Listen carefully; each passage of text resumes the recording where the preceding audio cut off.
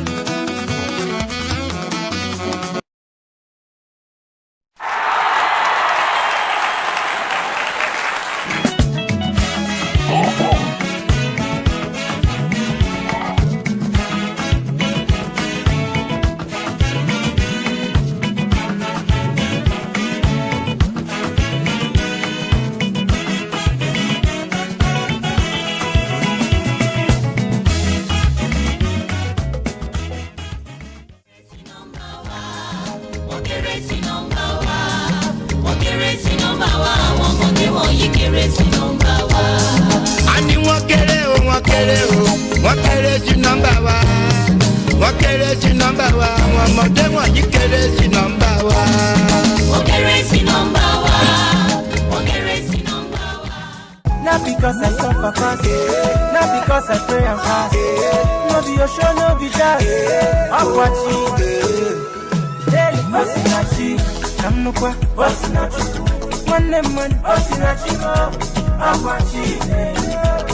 Hey, Osinachi, mama, Osinachi.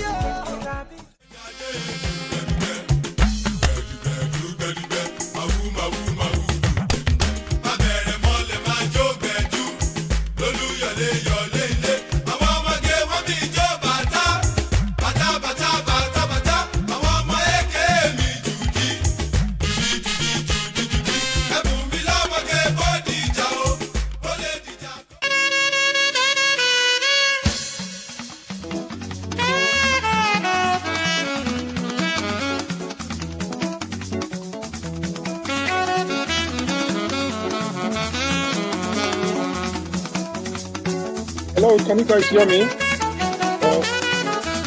Okay, I don't know when they stop their stuff. Is it not at the app, or I don't know when they stop playing this.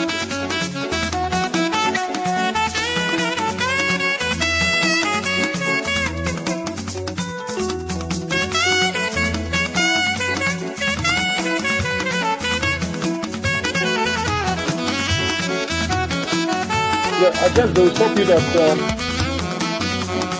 it's already 5:30 over there, so they will stop it also.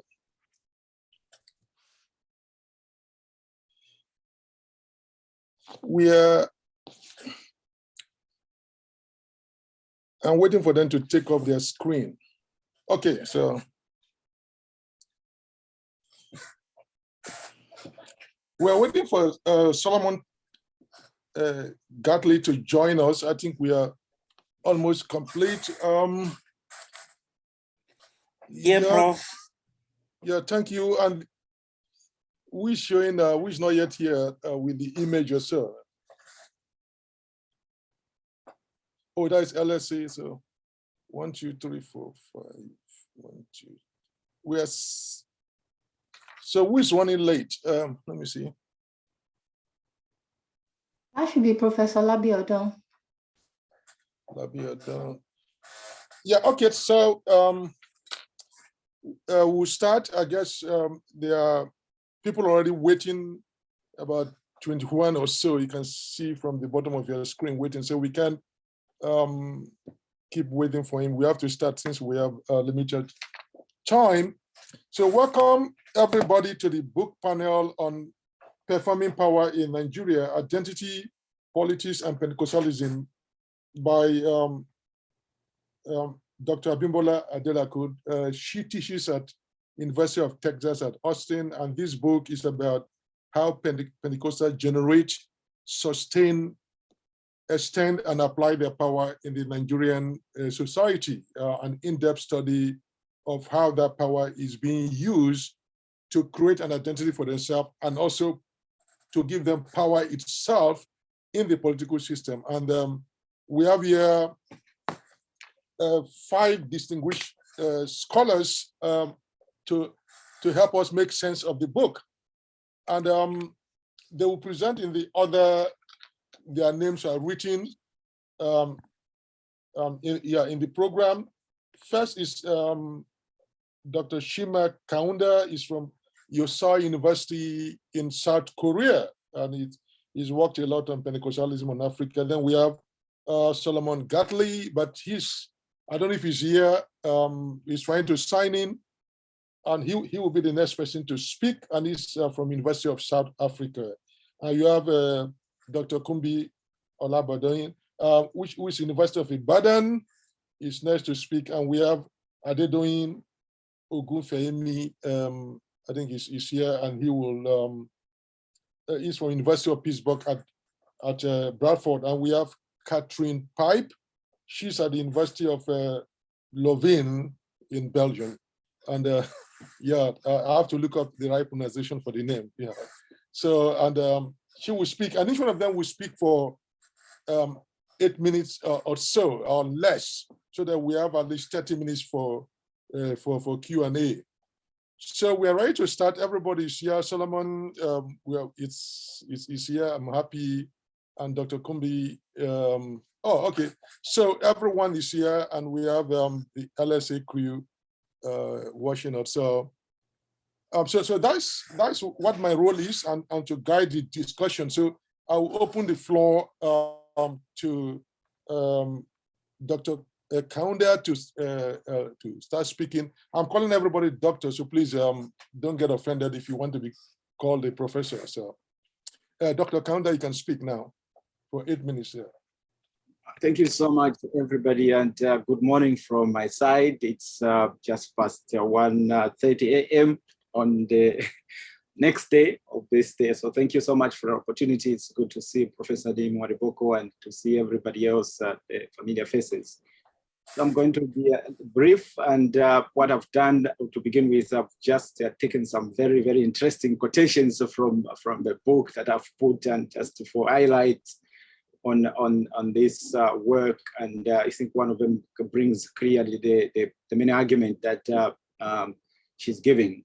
So I'm not going to go into this quotation, but I'm going to do some kind of brief reflection based on those. So let me begin with what I think about the book as I move into that. So when I was reading the book, I realized that performing power is such a dazzling, absorbing and beautifully crafted work. I sat down to read the book in the midst of so many things that I've been working on. I've been teaching 4 classes, and we are coming to the end of the semester. So when I was quite reluctant, but when I picked the book, I found how interesting the book is. So I went on and on and on to the end of the book. So it's a beautifully crafted piece. It is well written in a reader-friendly language while maintaining theoretical soundness and methodological rigor. So thank you so much for this very, very rich and very interesting piece of work. So the author takes us into this African Pentecostalism and African concepts of power among the phenomenon that have received and are receiving quite enormous attention today, and yet remain the most complicated phenomenon to interpret in our time. So she builds into that, into what could be described as Pentecostal dramas, both within the church and outside the church. So I just bring that picture to look at how these 2 aspects from within the work tend to intersect on those elements as well. So the Pentecostal performance of power is not just for a church, but it's for the everyday. It's a lived kind of performative that she points to in that sense. So she engages some critical issues in different chapters, which I'm not going to focus or dwell much on, such as gospel comedians, the issue that has become very important within Pentecostal traditions as well, onomatistics as well, the naming and all those, and she takes us into the transnationalism, Christian transnationalism as part of this conception of what is going on within Nigerian Pentecostalism. So the Pentecostal performative of power, according to what is coming, is deeply entrenched in both the African cultural environment and its radical claims of complete break with the cultural past, a concept that has been also popularized within anthropology as well. So that very fact of these 2 elements of being deeply entrenched and at the same time claiming or resisting the same environment locates the movement in the context of constant negotiations and subversions internally and externally as well. It's almost like a Pentecostal is locked in the in-betweenness. And I'm quoting here from Nimi Wadiboko's The Spirit God book almost twice, because I felt that when I was reading this book and what Nimi Wadiboko has been, I think, emphasizing or insisting on, they kind of intersect in different ways. So locked in what Nimi Wadiboko described as an ontological incompleteness in reality and being, this performative that the author is talking about comes much more clearly. if I can quote again one from Nimi Wadiboko, if Pentecostals believe that reality is unfinished, incomplete, then their notion of power, I've just removed God there, has to be correlative to a reality that is ontologically open. So the performance itself takes on a different tone from what we are seeing. So just to briefly explain then on that one, we can say that the Pentecostals that Adelakun is talking about seem to be trapped in some kind of perpetual liminality, where Pentecostal language often to point to something beyond. And I like the beautifulness of the introductory chapter and the struggle to try and understand what do they mean by performing power, and taking that like a journey to try and articulate what is going on within this space as well. So this language that somehow takes us beyond and then contests itself, what is said, is contested by the same language that is being used at the same time. So almost this underneath the text is a hidden or veiled imagination of people. When the people, they say that they are performing power, they are uncovering, at the same time they are veiling things that they are doing, and that brings a level of resistance to what they are doing as well. So in some ways, Adelakun had tried to help us to see that language often fails to capture the true meaning of what is going on. And she has to be troubling herself to actually try to make sense of that language. So in some ways then, she liberates us from a linguistic poverty that we often struggle with, helping us to understand that what is often said about African Pentecostal speech is often restricted by the how or the way it must be articulated. Too often, we want sometimes to say it in a way that others can understand, and veiling what is going on. Just for example, I think, taking us into South African context, because I saw something also coming from there as well. When South Africans gathered together to resist segregation during apartheid, they shouted, "Amandla yetu," that's a Xhosa word, "Power is ours." A popular rallying cry in the days of resistance against apartheid that came, and it has continued today. If you go in South Africa, sometimes when there is a popular rallying, this Amandla ayetu kind of resistance that comes in. And when I see the performance, performing power and Amandla yetu, and you put it into Dragon, there is a kind of a paradox that we can see. So it seems that power is performed in order to realize the power. So it is performed in order to realize the power. So then we can ask a few questions. What does that mean according to Pentecostalism, African or Nigerian for that matter? What does that mean to perform power? Again, the same question that is coming from the author. Is Pentecostalism producing power, or does power produces Pentecostalism? Just a twist in terms of what we are seeing going on there. How do we distinguish between how we interpret what we think, that's a word about Pentecostals, what we think Pentecostals are saying, and how Pentecostals themselves really understand what they are saying and doing? That level of distinction that comes between what we think they are saying and what they think themselves are saying. What is it that they are performing when they argue we are performing power? Does performing power capture the Pentecostal notion of spirit performative? Again, I'm going to ask to quote from Nimi Wadiboko. It seems I've been reading a lot of Nimi Wadiboko and also the quotation. So bear with me on that one. I apologize. Then performing power, and then Nimi Wadiboko's idea to make spirit, which is the recent book that he wrote, to make spirit about the Pentecostal ethics in that way. The two concepts are not far apart when we look at them. Again, those who have read at least the book can understand. They're not far apart. They both have to do with how African Pentecostalism located in the world with ever-evolving ideas, with a preferential option for scientific ways of knowing, conceive the meaning, source, and the grounds of their intentions, and that challenges that it brings. So let me not take too much time, because I can see Nimi looking at me that you have a few minutes. So a lot of phrases that we can look at here, coming from Adelakun's book again. What is power is our identity. That's a quotation that I'm picking from the book that she said, power is identity. The Pentecostals argues, and this can relate to other phrases. Christ is our identity. For instance, God is power and the Holy Spirit is power.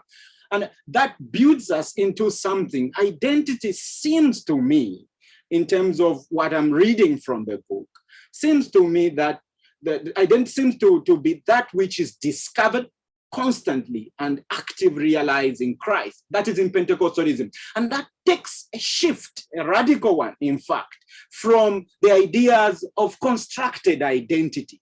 Because in this case, that which is performed is already there, and people are performing it to discover it, and performing it in order to realize it. Then it shifts from contemporary notions of constructing my identity. Somewhat like the identity in Christ is already there.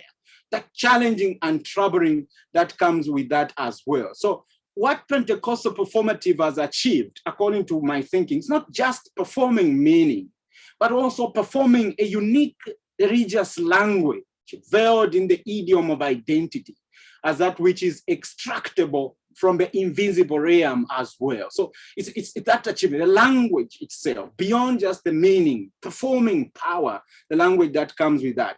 So this language can only be understood, and that comes from the author as well, and can only be understood by reference to the Pentecostal structure of forms and faith practices that comes in there. So coming to the conclusion so that I can give other people time. We seem to be dealing with otherwise possibility, and I'm quoting that as well.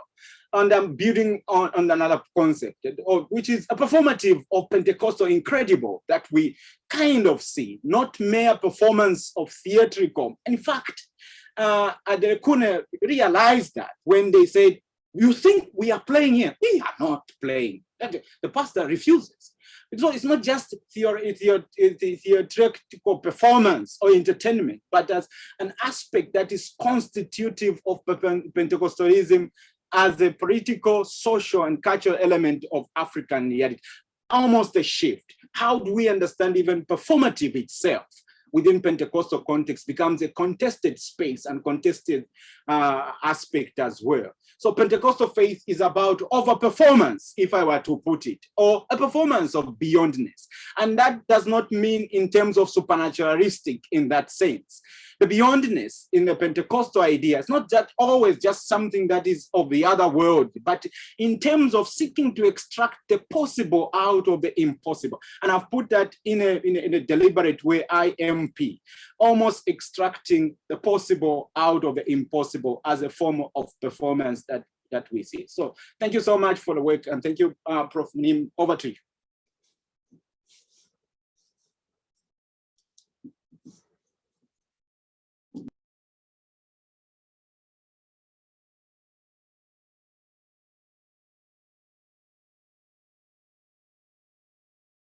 Professor Nim, you are mute.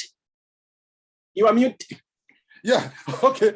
Yeah, I said let us try to keep to time moving forward, 8 minutes or so. But we thank Dr. Kaunda for his brilliant presentation. We now go over to Dr. Professor Solomon Gatley to give us his evaluation of the book.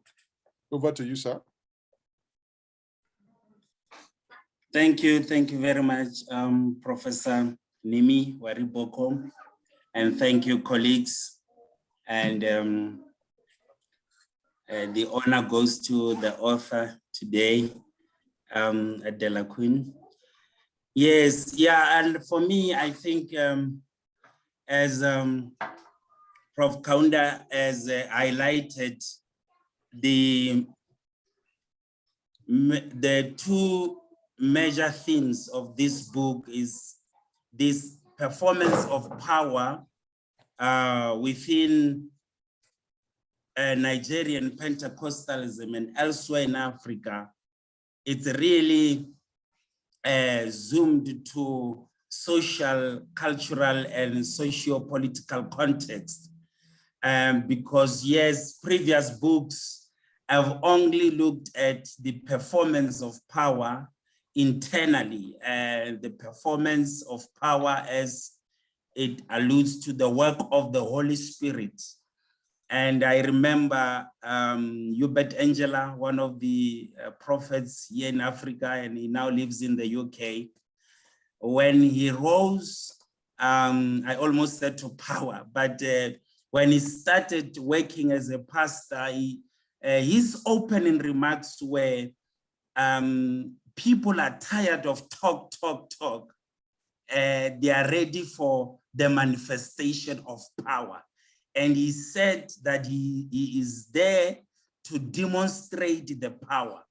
And that aspect of the performance of power has been covered by other books. But what is unique in this book is the performance of power. This power it is moving to social, cultural, and socio-political context. So, and it is the power that is having a presence in society and in politics. And I want to thank the author for highlighting or for writing this book within this context. So Nigerian Pentecostals believe that the power they have will ultimately bring victory, not only in church circles, but in social and political life. These performances, the book argues, are sources for tracing the identity of power within the Pentecostal movement in Nigeria. Performance is an important aspect of Pentecostalism and one of the distinct features of the Pentecostal movement globally and in Africa. Pentecostals are known for a Pentecostal liturgy that is alive through singing, clapping of hands, and other experiential acts as activated by the work of the Holy Spirit during a Pentecostal service. Even during the preaching of a sermon, the audience is not passive, but active, responding with hallelujah, responding with amen, to show that indeed they are active with what the preacher is saying. But then these liturgical and homiletical aspects of the performance of power have been studied by other scholars with an interest in Pentecostalism. So the unique contribution of this book, like I said, is to trace Pentecostal performance from the social and political context to highlight the identity of power in Nigerian Pentecostalism. The identity of power is important as there are currently questions on the source of power that enables the performances of miracles in many African Pentecostal contexts. The Pentecostal ministers in Nigeria seek to minister to an individual in a way that will be relevant to their personal and family life. The message being preached seem to cover the aspects of the life of an individual, family, and society they live in. And most of the Nigerian Pentecostal churches can cover different social classes that exist in the Nigerian society. Pentecostal culture in Nigeria is not only concerned with spirituality or the divine, but permeates the social life as well. And this is an important aspect of Nigerian Pentecostalism as opposed, for example, to the South African classical Pentecostalism, which has always been inward looking or focused on the spiritual and the divine at the expense of the social life. Therefore, the power of Nigerian Pentecostalism lies in taking part in social activities in the country, enabling them to influence the social life of their members and followers. In addition, this power lies in the ability of Pentecostal preachers to speak to social ills such as poverty, inequality, unemployment, and so forth, that most Africans would identify with given their current economic status. It is explained, and I'm quoting the author here, in a social context like Nigeria, where poverty was rife and carried over across generations, the prosperity gospel knew to speak to the social situation that imperiled daily life by demonizing poverty. Pentecostal pastors present themselves as those who have the power to bring the citizens of the lower social class to the higher class of riches and wealth. Pentecostalism in Nigeria and elsewhere in Africa emerged from the political instabilities. In South Africa, for example, early Pentecostalism is linked to the Anglo-Boer War that emerged around the late 19th century.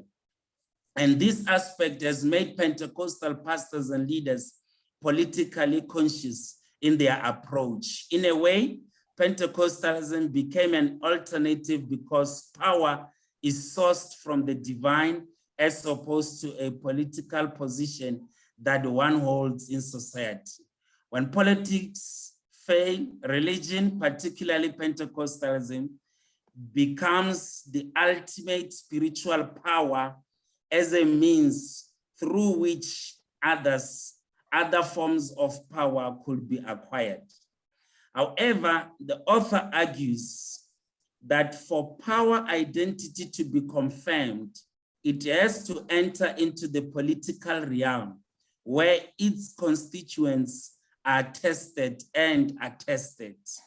Pentecostals enter this realm through spiritual warfare and prayer in a fight against other contesting powers for political positions in the public sphere. This is because political positions in Nigeria are a contest between Islam and Christianity, where Pentecostalism becomes that force in support of a Christian candidature during elections. And the author mentions, for example, David Oyedepo, who would see Islamic candidates as devils that need to be defeated. These influential pastors like Oyedepo would encourage their members to enter spiritual battle in prayer against these devils.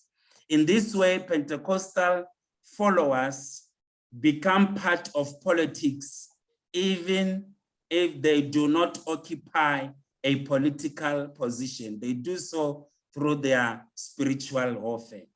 The argument made by pastors such as Oyedepo is that, and it's a quote in the book, that not everyone has to occupy a political position to be part of the network of power. Some will be in power through their faith, and as faith is a social identity, their performing faith will be potently political.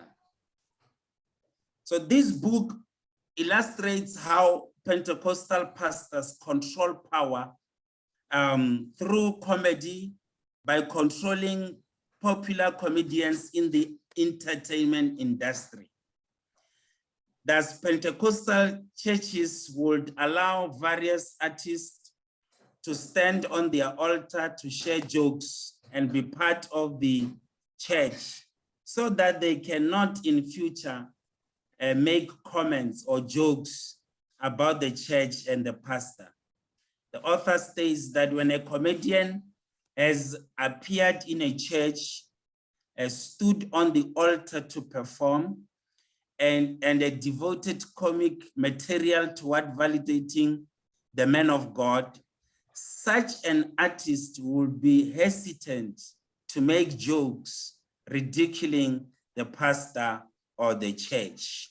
So it's Okay, so please, can you round up? You already passed your time. Oh, I thought I'm on the 6th minute. From... No, it's already at, you're already at 10 minutes. Oh, sorry. All right.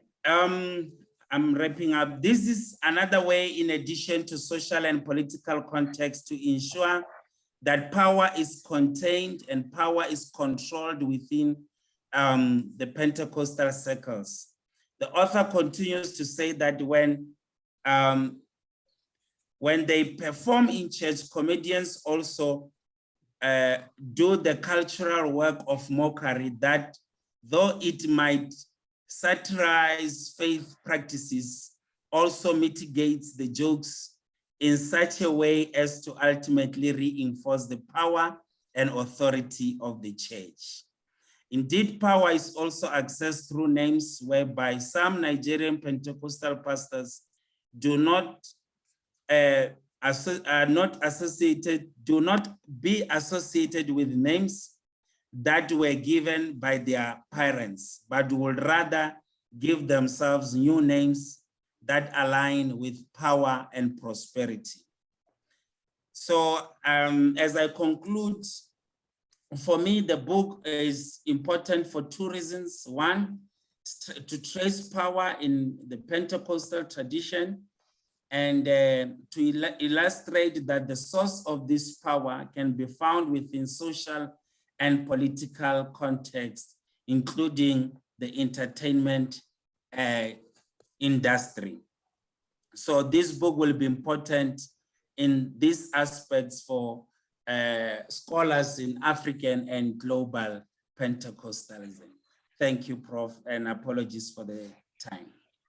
Yes, thank you for your very insightful presentation. If counter paper was conceptual, philosophical, and definitional, yours have brought up an important point about comparative analysis between South Africa and Nigeria, and the point you've made, which seems to be what is trending in some academic cycle, that Nigerian Pentecostals are outwardly looking and they're involved in the political, right? And so you've made me to connect the same idea with Obadere's Pentecostal Republic. So from what you were saying, compared to South Africa, Nigerian Pentecostals seems to be socially involved. That is an undercurrent of Adelakun's book that you brought out, and I'm sure scholars would debate that if Nigerian Pentecostals are actually socially involved in that way. So that is, thank you for that comparative analysis. We'll now go to Dr. Kumbi. Please, you have 8 minutes, so you are just starting. Okay, go on, ma'am. Thank you very much. And my name is Kumbi Labe Odo. Thank you very much. Let me start by first saying that I'm not within I'm supposed to be speaking for Nigeria, but currently I'm in Accra, and I really don't have control over all the facilities I'm using here. But I'll do my best for the I started with this before today. However, the information on Pentecost and believe in it for the moment.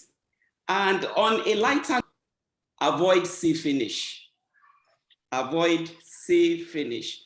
Now, the third chapter of the book actually caught my attention. And the title of the third chapter says, "Anointed, colon." I think, Prof, can you hear me? Yes, we can hear you. Can you hear me, Prof? Yeah, we can hear you, but you are going in and out. So I have go difficulties hearing you. That's why I stopped my camera, because I think the mobile data all right. is demanding a lot. I'll try my best. Okay, let's see. Yes, apparently I'm using a mobile data. I'm not home. So would you, I'll be able to. If you can, if you can just close. Yes, go on. Yeah. All right, thank you very much. So, like I said earlier on, that the third chapter of the book actually caught my attention, which is touch not my anointed, hashtag me too, hashtag the power of finish. Now, I said to Pidgin English, which is a means of communication in Nigeria, I have said hashtag avoid see finish, but we don't see them finish. Now, what am I trying to say here? That there's nothing hidden concerning the Pentecostal pastors.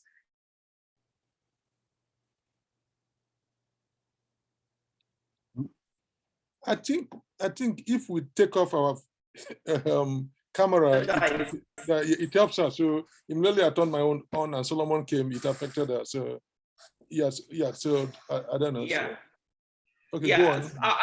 I'll try to wrap this up so that I don't keep going in and out. I think I'm good.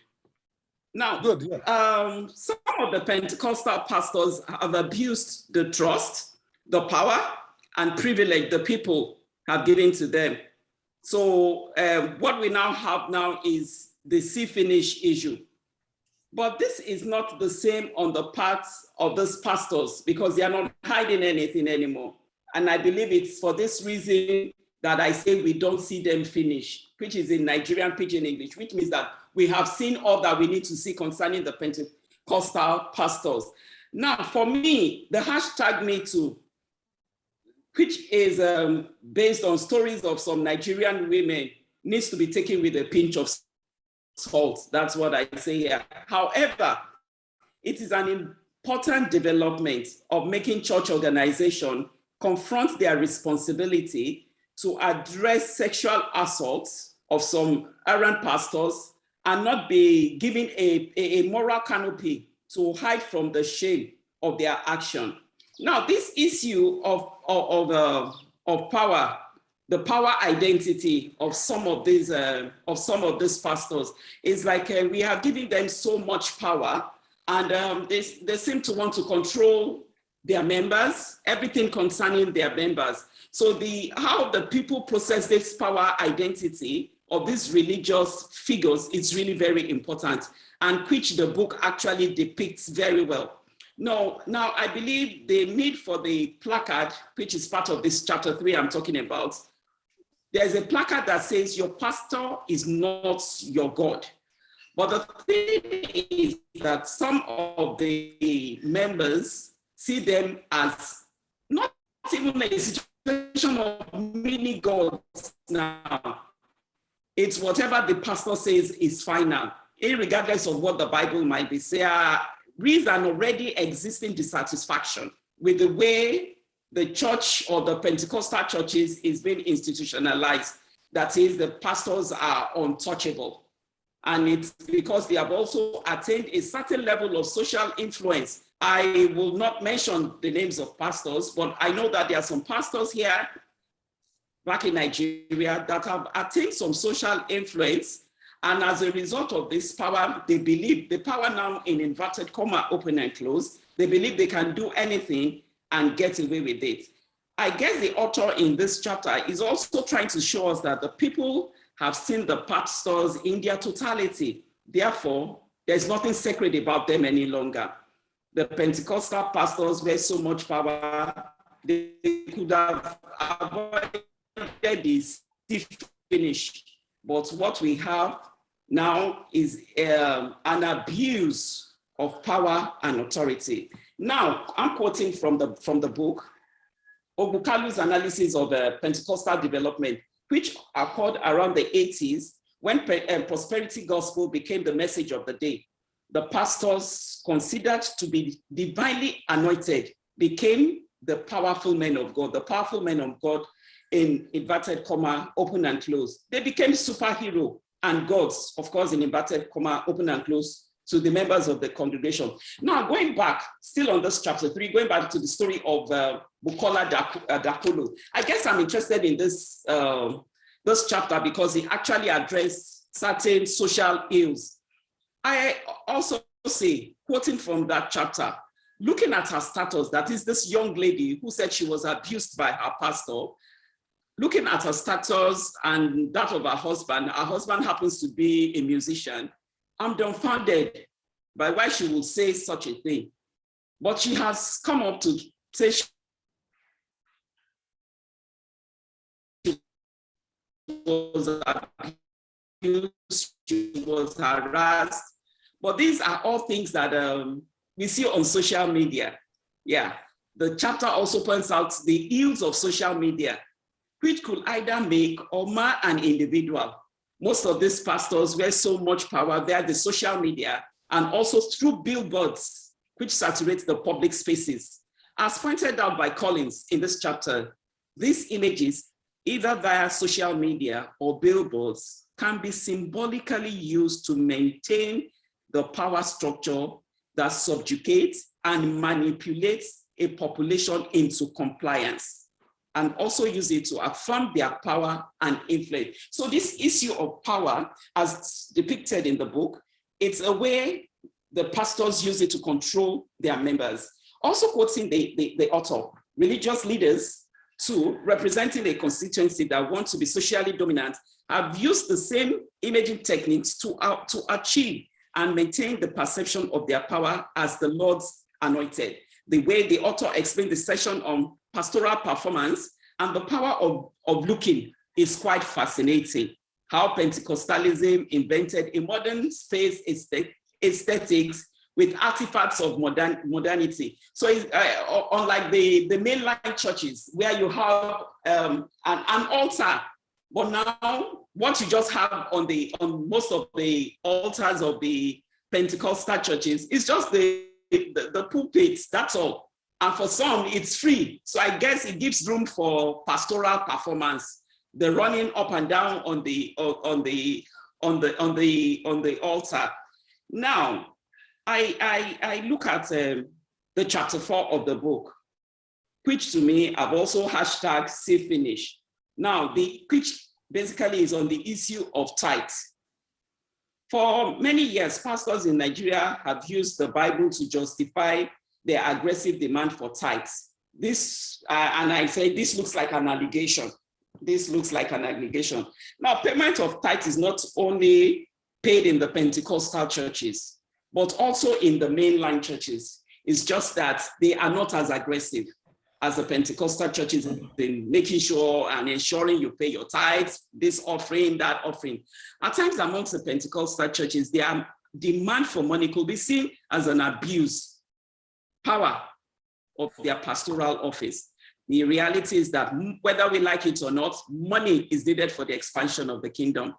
Personally, I do not agree with Daddy Freeze on Daddy Freeze outspots. Most Christians do not read their Bible and do not have an understanding of Malachi chapter 3, verse 10, and other Bible references as regards money. But the way the Pentecostal pastors go about it gave room for the likes of Daddy Free to see them finish, in inverted comma, open and close. Also on the issue of COVID-19, which the book also talked about, is another finish, which happened in the year 2020. It was a true test of the claim of the pastors and their power. If indeed they are people of power, as mentioned in the first chapter of this book, their performing power fails to respond to the pandemic. Rather than make see-finish pronouncements, they should have just prayed and believe God to heal the people, heal the land, and of course, encourage their members to go take the vaccine. Now, I'll wrap up shortly. This book for me is good. Just 1 minute, I'll be done. This book for me is loaded with comprehensive bibliography. I sum up with the Yoruba adage, which says, the wind has blown the anus of the fowl to the open. This book is the wind, while the fowl is the pastor. This book is a must read for everybody, scholars in Pentecostalism, and even for the pastors. As it will, most importantly, it will help the pastors to identify their excesses and deal with it, that they can #avoid see finish. Probably I'll have some other time and I'll raise my questions with the author. Thank you very much. All right, thank you. We can all switch back to camera view. It really helped. And Catherine, thank you for that suggestion. I never knew that it would do a magic that if you all turn up our camera, that is great. At least we all learn every day. And thank you, Dr. Kumbi Labad Odan, as you said. Thank you for that work. You've taken us into the depth of how the book revealed something specific about Nigerian Pentecostalism and the kind of changes the kind of changes that are going on in that environment. So thank you for that brilliant presentation. Now we go to Dr. Adedoyin Ogufemi to present his evaluation of the book. So thank you so much. Professor Nimi, right? Warikobo. Is that okay to call you professor right now? You can call me anything you want. I'm okay with that. Okay. And thank you so much, Adelakun, for this very book. And I just want to say that once it gets to 8 minutes, please just remind me, and I will go straight to the last paragraph and just wrap up. One thing is consistent in this book: the tracking and the tracing of the provinces of power in the discourse of the Nigerian Pentecostal Church. It is a kind of power that manifests through competing proprietary rights to language, the right to define what and how language should mean, act, and serve those who identify with the church. It is what they say a language is and means.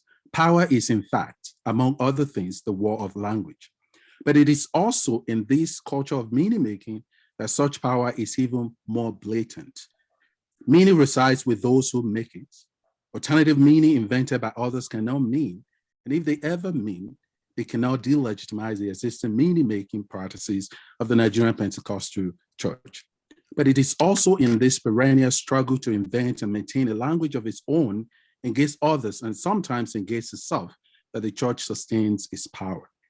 The author recognizes and interrogates the different provinces of this meaning-making practice, especially its ambiguities in a performative faction. She offers evidentiary instances to this form of power right from the beginning and throughout the book. And I will just lay out some of those instances. Now, the first one, the crux of the book lies at the author's encounter with a pastor at the beginning of the book. The author translates the activities of the church as performance from her disciplinary orientation for a methodological purpose. But the term performance does not grasp the work the pastor and the church do. Performance for the pastor plays down the seriousness of their sacred acts in the church. In fact, when the pastor acknowledges and admits performance into the Pentecostal church discourse community, his admissibility places performance at the bottom of the linguistic hierarchy with the conditional phrase, even if, to show that performance does not always matter. This conditional phrase shows that the church does not often perform, but even when they do perform, they do so with and for things about power, in a quote, the perform power. At the time the pastor retranslated the term performance from its nominal category to its verbal category, performing, he has granted performance, at least as a thought, a new meaning that does not feature as a plaything or a playfulness, but as the invention of power. Power, it seems to me, and as the author reveals in the book, is what validates performance or performing in the Pentecostal parlance. Or it is the verbal translation of performance, the performing, that renders the activities of the Nigerian Pentecostal Church as performative acts, but without resolving the ambiguities inherent in them. It is therefore not surprising that the author seizes on this verbal category of performance to render the title of the book Performing Power. Or at least it best reflects her encounter with the pastor. But of course, such a collocation between power and performing is nevertheless vacuous or conflict.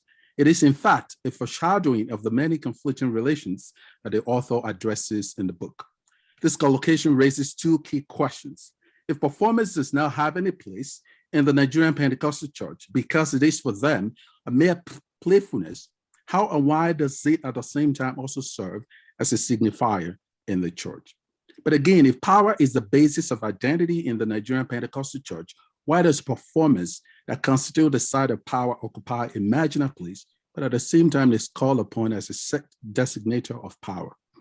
It seems to me that the author attempts a significant intervention here to cast performance as a disciplinary methodology within the lived experiences of the church to expose and explain the common ambiguities of meaning-making practices and their implications for power.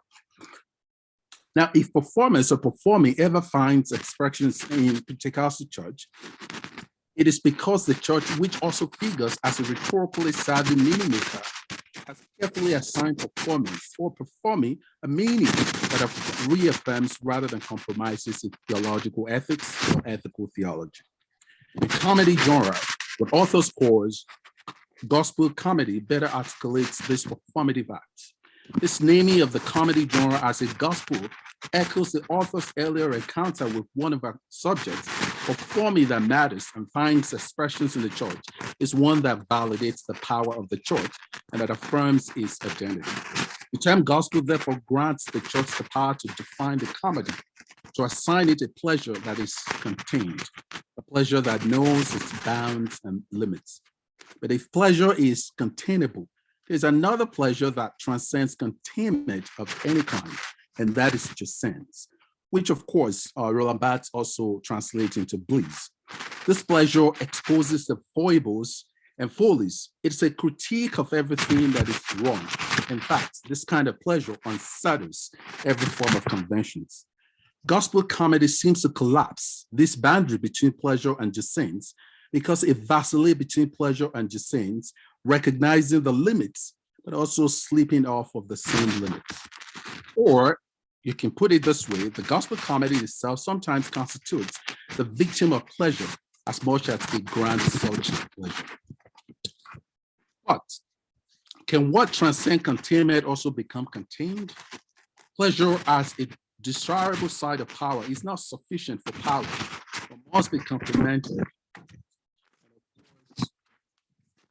compensated by and through sense. Power therefore lies in or manifests as a desire to contain and a containment to desire.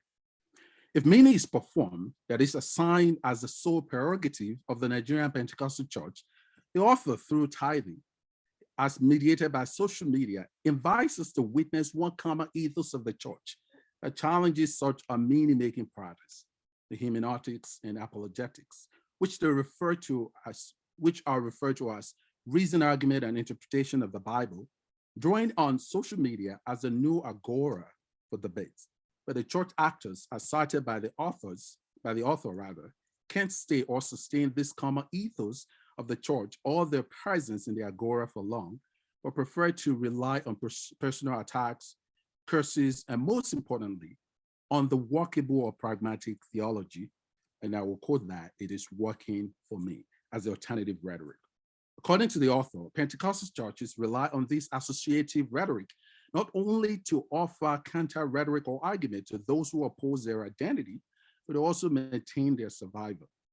What phrase, or that a phrase in this case, who expect reasoned debates from the church leaders forget, is that debate isn't a generously embraceable side of shared understanding, but instead a notoriously contestable domain of the church in Nigeria, especially on the discourse of fighting.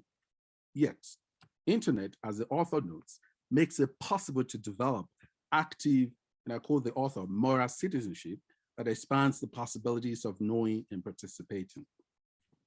If performing or performance reinforces and enhances the Pentecostal identity, naming is one significant meaning-making act that foregrounds it the most. Naming is performative, that is, an alteration of power, and a power by alteration and restoration seeks to discontinue specific identities and to invent new ones. Then performance is the contested side of power. This side of power operates in multi-dimensional sense, identifying, de-identifying, re-identifying. To be part of the Pentecostal rebuff, that is to identify with it, the author notes that one must also de-identify from the indigenous names that are designations, as the author notes, of the Yoruba deities, including Ogun and all that, by being renamed either by re-prefacing or resuffixing such persons. However, one can be both identified and de-identified. That is, one can partly be indigenous and partly foreign, assuming hybrid or multi-breed identities. In this performative instance of meaning making, the author makes some powerful interventions across disciplinary areas: the ethical, the linguistic, and the rhetorical. Naming or renaming is grounded in the ethical, that is, in the invention of new relations, of becoming a new identity, of reconnecting with a different personality. It is a relation of power, the politics of being. What is ethical is also grammatical or linguistic. In a linguistic dimension, the substitutionary performance or performance by substitution isn't just a name change. It is a construction of new subject-object orientation, relation. For instance, to say that Jesu in Jesu Tofumi has become a subject, Jesus has become a subject in this case, a focal point of the sentence. In the English translation, it is rendered as Jesus is sufficient for me.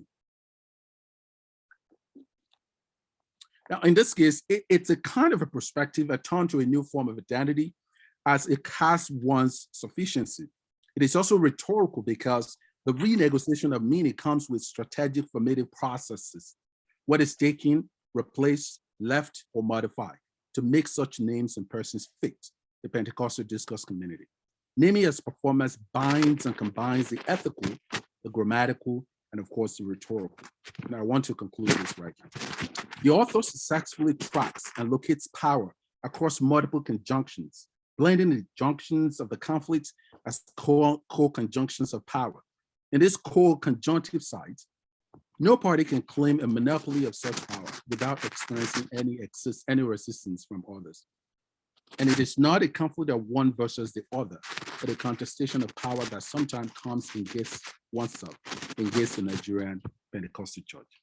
And this nuanced power formation is possible, as the author shows, because of the intersecting relations of the different domains of power. And in this case, the sacred is no longer separable, but is now already rendered secular.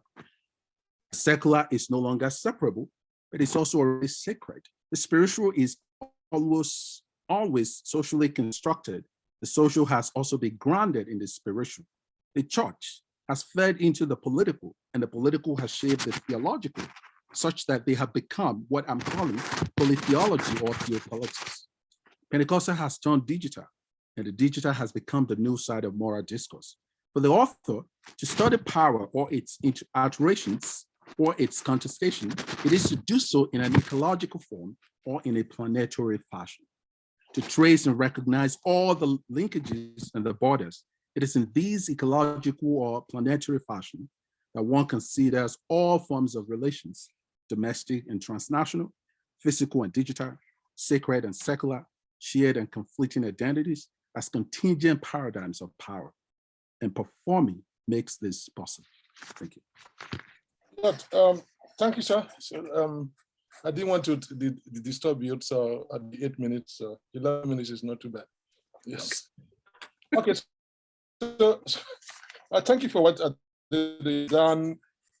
Just our listeners, it takes on base of analysis of communicative and rhetorical strategies, especially in a pluralistic democratic society as it should be. And as he was doing it, he was both constructing and reconstructing the meaning of performing power in Nigeria as it attests with the way the author lays it out. So his position is deeply rooted in continental philosophy. Like we hear those of Foucault, Derrida, and Lacan, and the old issue of the debate, and even Habermas about communicative stuff. So even though he didn't mention any one of them by name, but if you are familiar with the literature, you see where the well is drawing from, and that is a very deep well. We wish we have more time. So thank you for your presentation.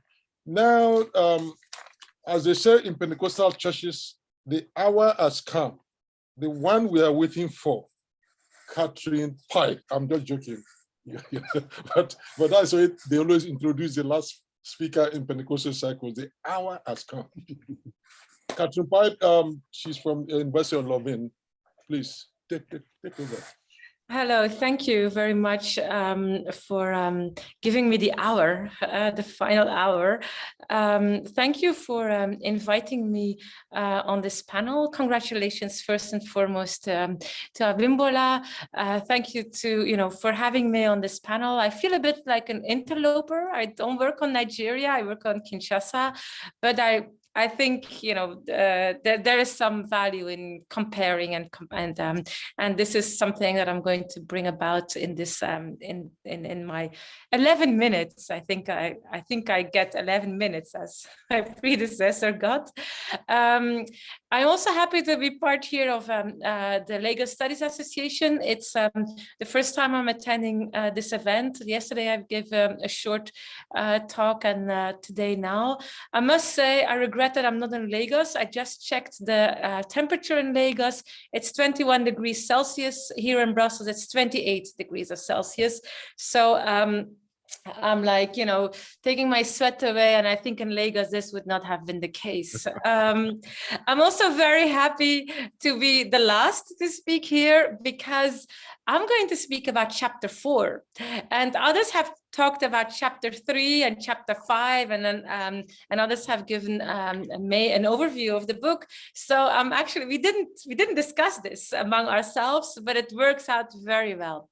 So chapter 4 is entitled "Everything Christianity / the Bible Represents is Being Attacked on the Internet." That's a quote from someone in Lagos. "The Internet and Technologies of Engagement." That's the title. And in this chapter, Adelakun discuss. I hope you allow me to address you by your last name. Yeah, okay. So in this chapter, Adelakun discusses the transformations of Christian pastor relationships in Pentecostal Christianity since electronic technologies have become more accessible to the Christians, to the followers.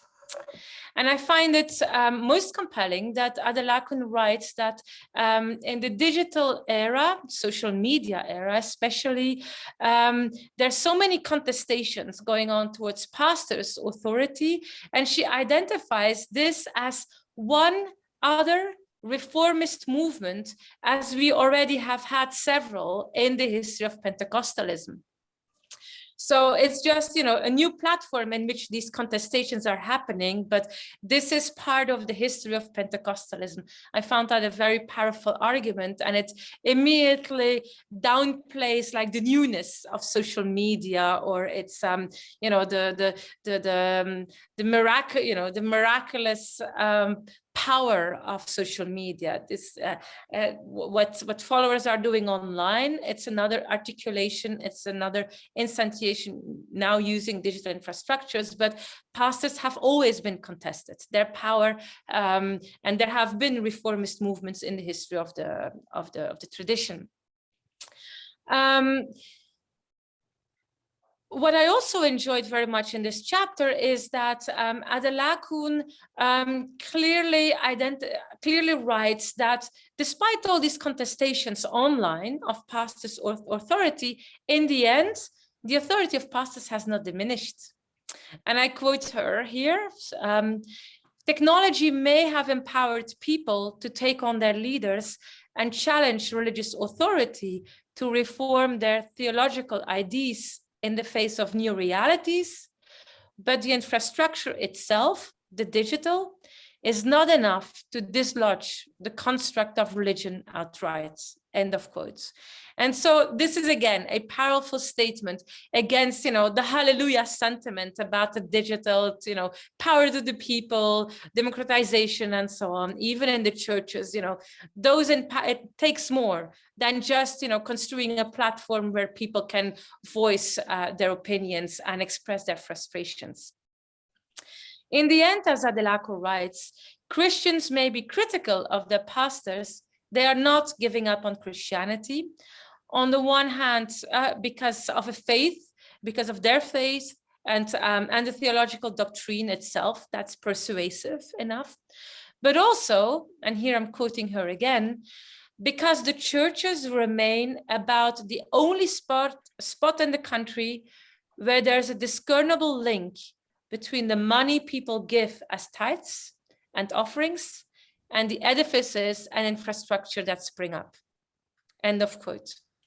So there is, so people do see what happens with their money that they're giving to the church, giving to the pastor. So there's a kind of, this externalization of their money produces, so Adelakun argues, a sense of trust that is not that easily eroded by the noise online, the contestations online. So I think these are the most powerful arguments in chapter 4, which I wanted to emphasize here in my 11 minutes. Now for the rest of my 8 minutes, I go to make some comparisons. I know I'm joking, I don't have 8 minutes. I'll make some comparisons with what I've read in chapter 4 and then what I've seen in Kinshasa and in the ways in which Pentecostals engage with and on the digital with Pentecostal faith. And so Adelakun writes that, that the digital space has generated new forms of anxieties for religious leaders. And the digital, so on the one hand, these religious leaders, the digital space becomes a space of risk. Their reputation can be attacked. They need to be careful what they're doing. Images can be posted online. Private communication, messenger communications screenshots can be taken. They can be exposed. What Adelakun also writes is that the digital space has nurtured a desire among the followers for what she calls more organic sources of authority. And these more organic sources of authority would then be the influencers that discuss morality or immorality or immoral behavior. And this is illustrated by an exciting discussion of a controversy led by the online radio DJ Daddy Freeze, who has attacked various pastors. And so the case study around DJ Daddy Freeze, an online DJ, he has become a new source of authority himself.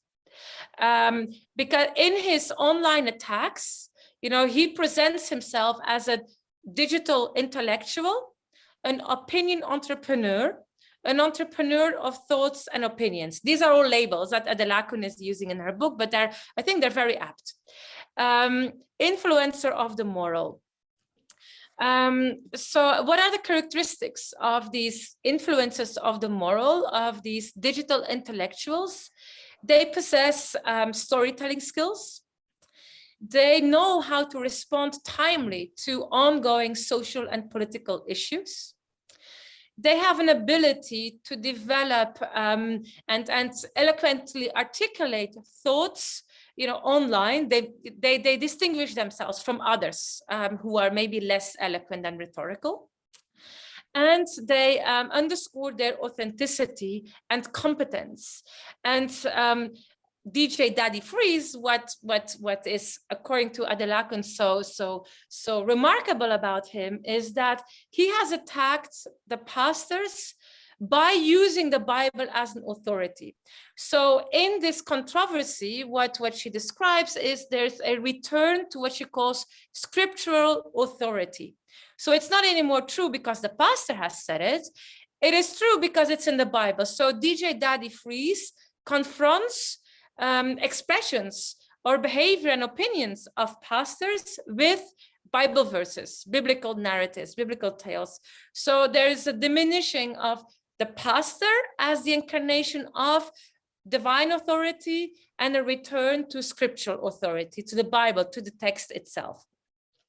I found this a striking difference with what I have seen in what I call digital Kinshasa, where there's also a kind of electronic Christianity that is emerging.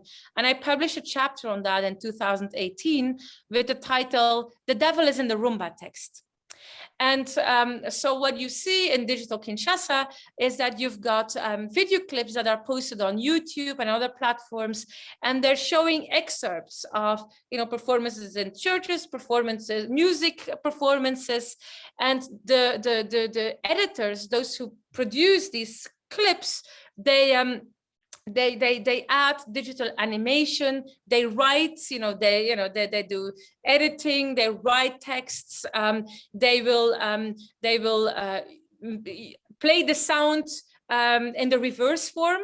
So, a musician can sing, something, but then if you hear it in the reverse form, it can be flattery for the devil, for example. Or they freeze the image and zoom in on a tattoo of someone, or on a book that someone holds in his arm, and then they show a Wikipedia page that then gives certain information about the sign or the gesture.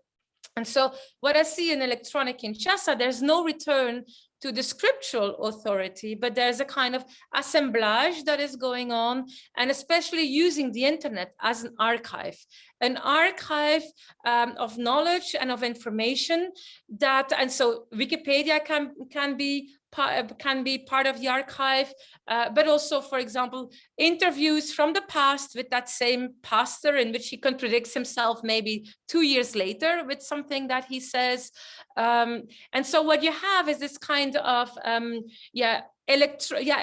digital entrepreneurs as well, but they're exploiting the digital archive in order to counter the pastor's authority, and also other celebrities, their authorities. So the Bible is one among various sources of knowledge. So not only sacred knowledge is being used. And I'm wondering whether you've seen this, Adelakun, whether you've seen this as well, or whether there's only this focus on the Bible. And so what is fascinating then in these, in these clips in Digital Kinshasa is that it's always combined with an aesthetics of urgency. Like, you've got to see this, appealing to the viewers. You've got to see this, and you've got to act upon it. You've got to denounce it. You've got to avoid this out of your life. And so there's an aesthetics of instruction, pedagogy. The internet entrepreneur knows more, knows better, teaches the viewer, but also alarms the viewer. So and all of it is supporting a program of exposure. Birgit Meyer has written so much about that, exposing linkages between the leaders and the demonic. A second difference that I've seen is with Digital Kinshasa then is that in your case study, DJ Daddy Freeze is known, his identity is known, while in Kinshasa then these scandal mongers, as I would call them, also they have a pseudonym. They use fictitious names because they're attacking people. They're attacking other people's reputations. They're accusing others of being immoral, of hanging out, supporting the devil and so on. And so I am wondering, whether DJ Daddy Freeze, I'm wondering about his own safety, but also I'm wondering about usage of pseudonyms, anonymous influencers. Because, for example, I've tried to interview these anonymous influencers. They don't even respond on my emails, on my text message. If you see a phone number and so on. My network, I've tried to use all my networks. I don't get there, and people just say, well, they should. They're afraid themselves, because if their identity would be exposed, then they can face retaliation from those big people whose reputation they're attacking.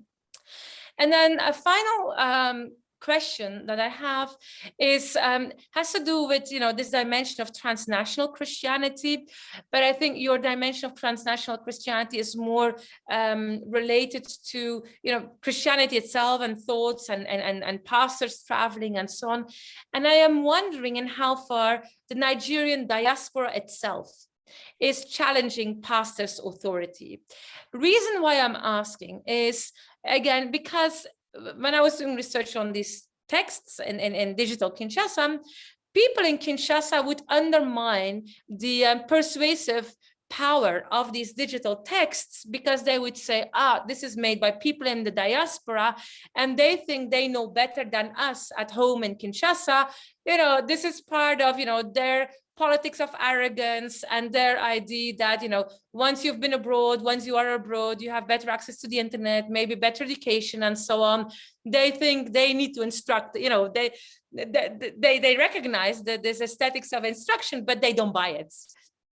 And read it in a kind of competition. I'm nearly finishing. And read it in a kind of competition between diaspora and people at home. And also you've got that talk in the Congolese diaspora that people at home are sleeping, they're ignorant.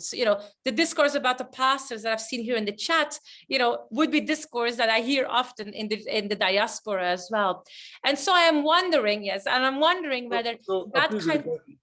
You have used 15 minutes, so that is really long. Yes, totally. So I'm wondering whether that competition plays out in your research as well, and how it would. So thank you again, and I apologize for taking more than 8 minutes. Okay, so yeah, thank you for your analysis that puts emphasis on interpretation. We don't have time to unpack the difference in interpretation and difference in the way Nigerian Pentecostalism and Pentecostalism in Congo, Kinshasa, situates a scriptural or authority at all. But that is an opening for a different discussion some other time. So we'll go to Adelakun to quickly give us kind of our response. And then we have only 14, 15 minutes, so please. So I want to open up for questions at least.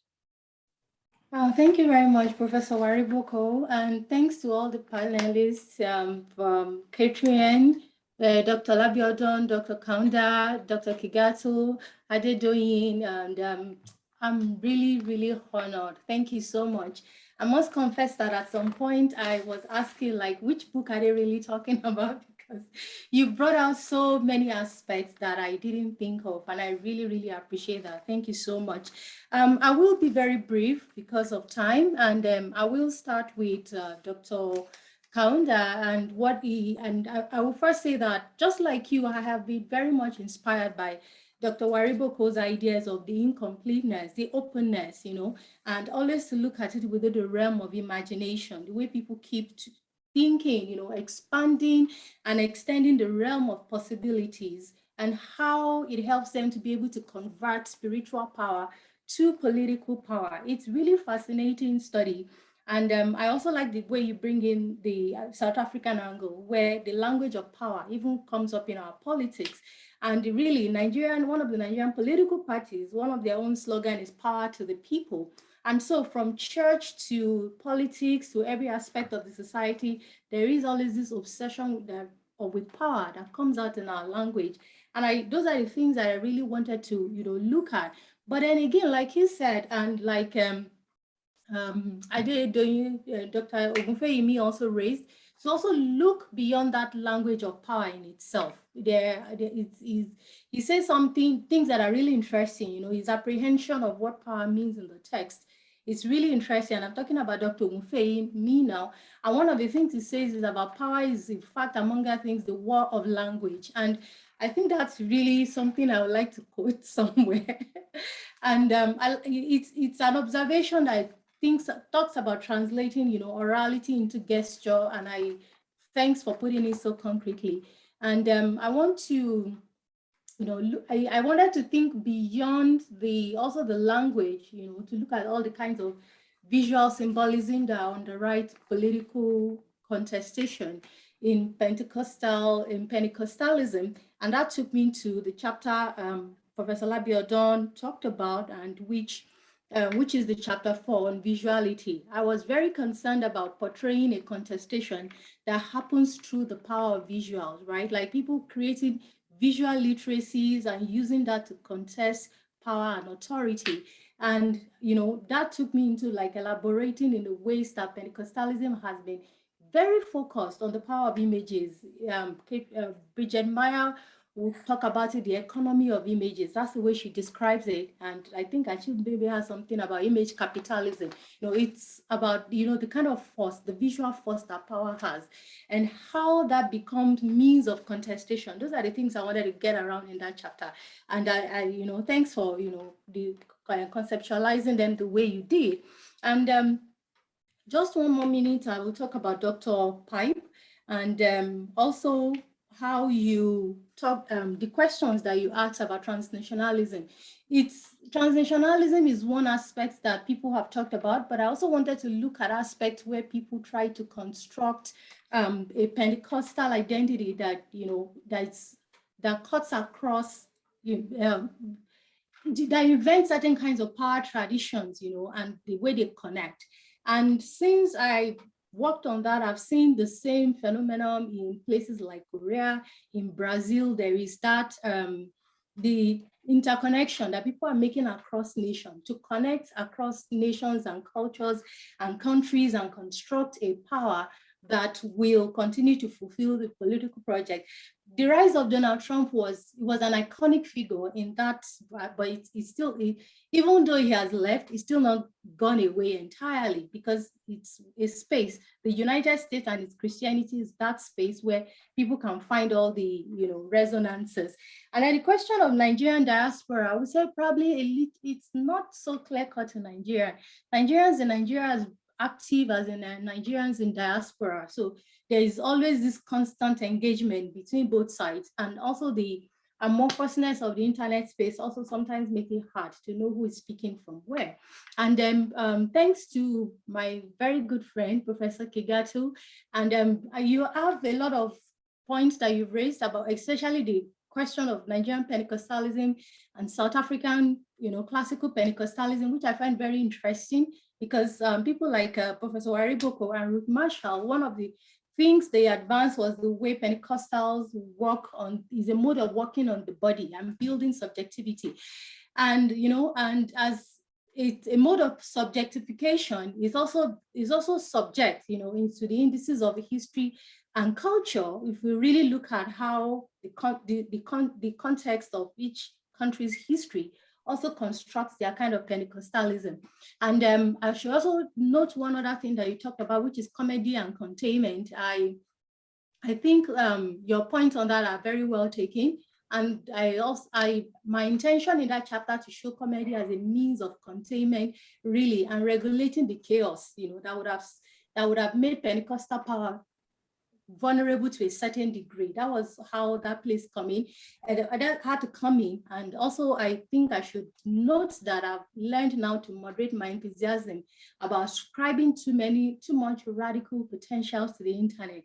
I remember one of the first theories to write on the internet, and his issue, Jody Dean, was that the internet exists to spread capitalism, not to revolutionize society.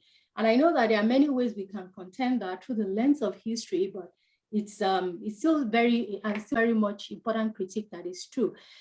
And finally, I should thank everybody, Dr. Pipe, Dr. Wariboko, Dr. Labiodon, Dr. Kaunda, Dr. Kigatu, Dr. Gunfeyimi, for all your engagement.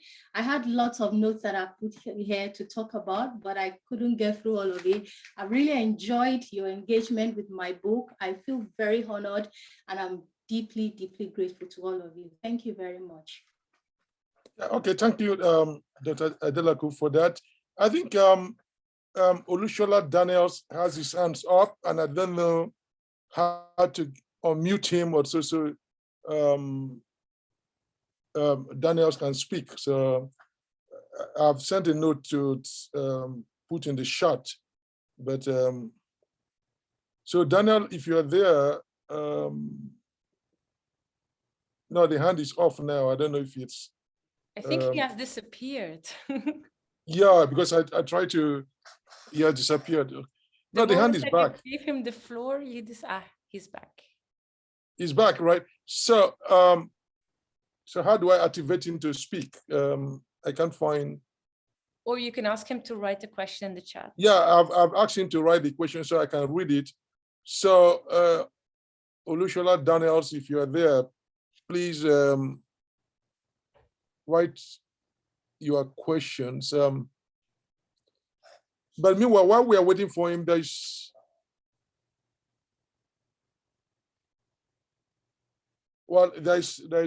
are comments in the chat also. If anyone has, yeah, Olusola, yeah, you can write your. He said, "I'm here. Can you write your questions? So I can read it."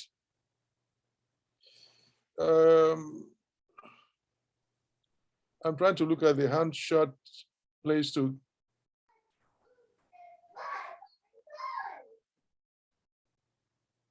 Hello?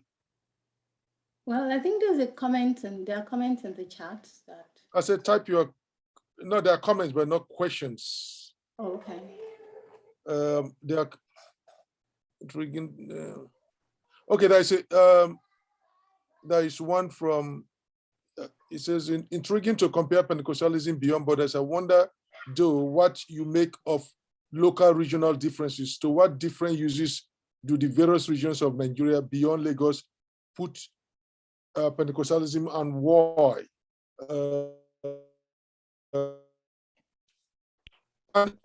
For instance, Olusola just said Olusola is a woman, it's a she. So sorry about that.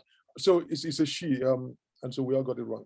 So and our question is, how do you situate your book, that is Abimbola, how do you situate your book within ongoing Pentecostalism debates in Africa and United States Academy? And how do you continue the debate? How does Nigerian Pentecostalism generate power and validity from the different categories of underdevelopment that plague the country? So that is a question from Olusola, and the other question from, I think, Dr. Bernard is, how do you play this out beyond Lagos or other parts of the country? So please take those two questions. And okay. Yeah, thank you to BF. Sorry, I don't know your full name. Yeah, BF, okay, go on. Yeah. Right, so I think there are the local differences. If I want to look at them, I think I will look more than just say the kind of uses to which they put the religion, as much as the historical and cultural factors that underwrites each context. So Yoruba Pentecostalism, I would think, will be underwritten by Yoruba mythologies, Yoruba ideas, Yoruba culture, Yoruba history, and differently from the ways it might be expressed in the East, in Northern Nigeria, and in other places, and then to think of it that each focuses on, regional problems, local problems, using local solutions, local ideas, local presuppositions, and also there are places where they all meet, right? So as much as Pentecostalism everywhere can be very universal, they have those distinctions which, separate them from country to country.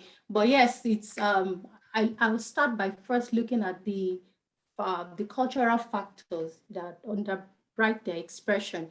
And so why would they put it to different uses? I believe that also because all of these contexts, they exist differently, they have different challenges and different issues. And so the question of how does Nigerian Pentecostalism generate power and validity from different categories of underdevelopment that plague the country? One of the things that I try to do now is to also push against the idea that, like, the starting point of anything Pentecostalism or religion or faith in Nigeria should be a thesis of poverty, right? Like I know that there is the aspect of religious exploitation, which somebody said in the comment. There is the poverty that, in Africa, but also that to look at our religion and not only focus on just the fact that people are poor, they are underdeveloped, but also to look beyond all of those and give room for, the fantastic imagination, give room for faith, give room for creativity, give room for other kinds of experimentation that I feel that are part of, that are endemic to culture. And so, yes, it's that's okay. That's one of the ways that. Yeah, please, if you can stop, because there's other questions in the chat. If you can just take the two of one from Dr. Yaku, and also the other one is it from Ajibola? Okay. Yeah, so if you can do those questions, because we just have 2 minutes to round up. Yeah, okay. Thank you, Dr. Eku. I think the scriptures as script is a very important way to think of the contest between that phrase, because it became some kind of performance, right? To be able to stand up to big men of God and match them with the verses of scripture, and to do that, you know, in a very charismatic way. It was integral to that kind of contest. If he had come on based on any other kind of authority, it would not have been so, you know, as powerful as it is now. Thank you. And to Ajibola, it says the question about schisms and honestly, an answer like this would be very complicated. I think the recent loss of a redeemed pastors and Oyedepo's kick against his alliance with the president. I think, you know, some of these things, issues of politics and Nigerian Pentecostalism, they have a very long arc that some of the mistakes that I've seen historians make when they comment on Pentecostalism is always to say that, oh, everybody was united and Pentecostals came to divide us. But you only need to read through Nigerian history to find out all these contentions. Yeah, you know, they have longer history. And yes, Thank you very much. I'm sorry, I have to stop you midway. It's okay. But I thank everybody, Dr. Kaunda, Dr. Gatler, and Labedan. I'm sorry if I'm pronouncing your name, and Ogufemi and Catherine Pep. And I thank Dr. Adelakun for giving us this opportunity to come together. And I thank everyone in the audience that have participated. We can have these conversations offline, but unfortunately, our time is up, and I'm grateful for the honor all of you are giving to me to facilitate this conversation. So thank you, everybody. Thank you, and go in peace. Thank you.